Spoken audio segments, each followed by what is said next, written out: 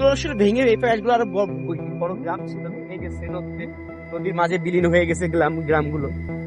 এখন এই কোনায় টিকে আছে, অনেকে এখান থেকে ঘর সরিয়ে অন্যত্র চলে গেছে, মাঠ করে ফেলছে। আমরা কলা বাগানের মধ্যে দিয়ে আমরা মধুমতি নদীর কিনারায় যাচ্ছি, খুবই জরাজীর্ণ একটা রাস্তা দিয়ে।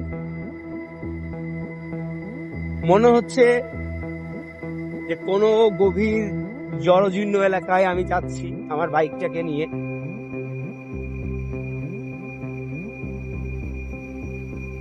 সৌন্দর্য বুঝতে হলে তাকে বাস্তবে অনুধাবন করতে হবে, তাকে বাস্তবে মনে প্রাণে ধারণ করতে হবে, তাহলে আপনি সৌন্দর্য সঠিকভাবে বুঝতে পারবেন।